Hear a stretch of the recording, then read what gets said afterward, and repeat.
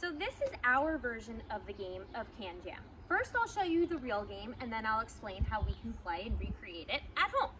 So in the real game of Can Jam, you have a Frisbee, and you have two cans set up across the yard from each other, okay? Usually it's further than this, but I did that so you can see both of them. And the object is, you need 4 players to play the real game. Our version, you won't need 4 players, but for the real game of Can Jam, you'll need 4 players.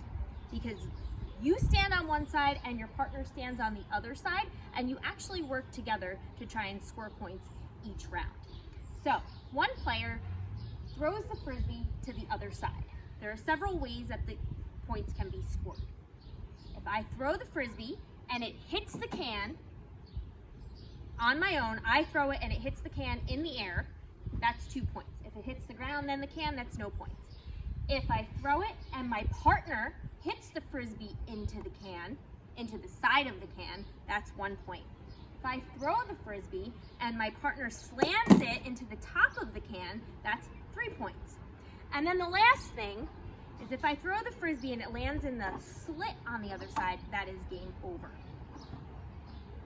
Now this is the real game of Can Jam, and now I'll show you how to play your own version at home. So for our version of Can Jam, you will need a Frisbee, and you'll need a bucket, a bin, a can of some sort. The size doesn't really matter, whatever works for you, but you want to make sure that it has an open top and it's enclosed on the sides. Now, I have placed a table behind my can. It's not necessary. I'm just showing you as an option in case you don't want to run all over the place to get your Frisbee, or if you have something to place your can up against, you do not need to, and don't place it up against your house. But if we were in the gym, we would have placed the cans up against the wall so that you're not chasing after it. Not a necessity, but I'm just showing you as an option, okay? Now, when we throw our Frisbee from whatever starting point you designate, we're gonna score 2 ways. If you get the Frisbee to hit the can in the air, that's 2 points. If it bounces off the ground and then hits the can, that doesn't count, that's no points. Then if you throw the Frisbee and it lands right in the top of the bucket, that would be 3 points. Okay, so let's give it a try. Now, when you throw a Frisbee, okay, the hand that you throw it, if I'm throwing with my right hand is facing the object that I'm throwing at. So I'm throwing at that can, it is towards the can. Also, my right leg is towards, so the whole right side of my body is towards where I'm throwing, okay? I bring the Frisbee in and I step with the same foot. So if I'm throwing with my right hand, I'm stepping with my right foot. A lot of times when we do things like this, we step with the opposite foot. But in Frisbee, we step with the same foot.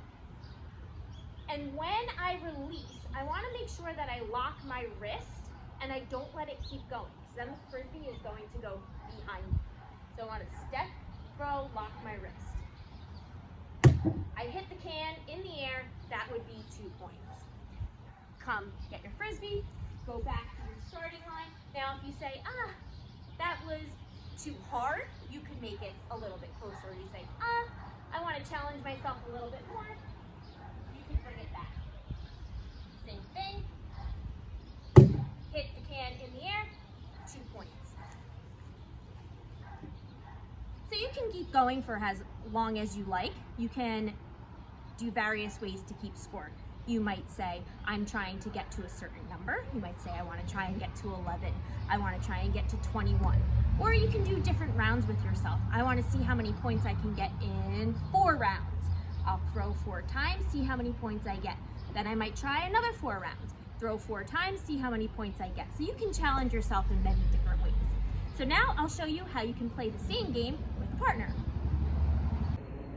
So this is how you can play the game with a partner. You're working with your partner. You both would be trying to score points together. If you wanted to play against somebody, you would have to have 2 other people to play against. So there are a couple ways that you could do this. You can have 2 cans if you have, and you can practice back and forth scoring points with 2 cans, or you could just use 1. It's fine, and then trade spaces with your partner on the other side. So the way I have it set up is my partner is by the can on the other side, and I'll be throwing from the cone over here, and we're trying to score points together. I'm gonna throw 4 times. We'll add up how many points we get, and then we'll switch places. I'll go by the can, and he'll come here and throw the Frisbee. So there are several ways that you can keep score, or that you can score points. If I throw the Frisbee and it hits the can, that's 2 points, just like before. If I throw the Frisbee and my partner hits the Frisbee into the can, that's 1 point. If I throw the Frisbee and my partner slams the Frisbee into the top of the can, that would be 3 points. Okay, let's give it a shot. Ready? In the top of the can, so that's 3 points.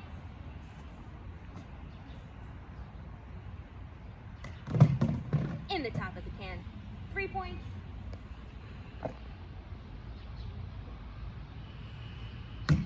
I hit the can, so that's 2 points.